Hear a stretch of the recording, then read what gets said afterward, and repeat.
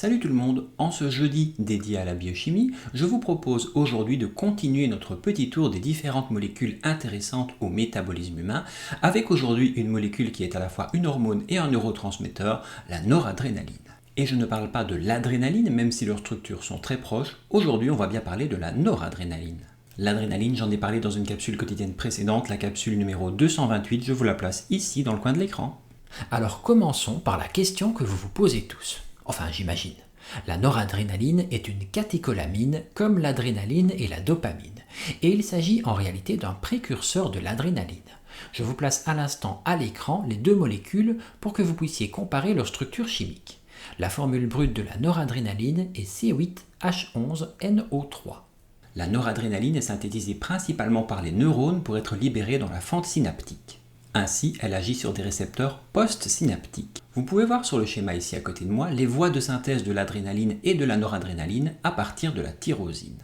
Et la tyrosine, effectivement, c'est un acide aminé dont j'ai déjà parlé sur cette chaîne. C'était la capsule quotidienne numéro 39 du 8 février dernier. Je vous encourage à la revoir. Et d'ailleurs, tant que vous y êtes, je vous encourage également à voir ou revoir la capsule médicale sur le neurone, je vous la place également ici dans le coin de l'écran. Mais la noradrénaline est également synthétisée par les cellules de la médullosurrénale, la partie centrale des glandes surrénales. Cette sécrétion représente environ 20% de la sécrétion totale de noradrénaline du corps humain. La noradrénaline sécrétée par la médullosurrénale est un ligand des récepteurs adrénergiques.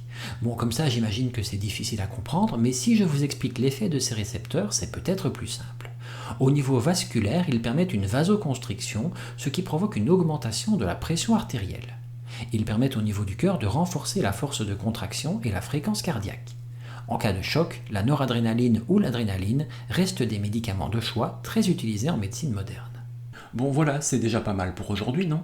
C'est un peu abstrait bien entendu, c'est difficile de vous expliquer les différentes voies neuronales qui utilisent la noradrénaline. Parce que en plus de ça, pour ne rien vous cacher, c'est un sujet que je ne maîtrise pas du tout. Mais j'espère vous avoir quand même appris quelque chose aujourd'hui. On se retrouve dès demain pour une vidéo de charabia médical. Allez, passez une bonne soirée, salut!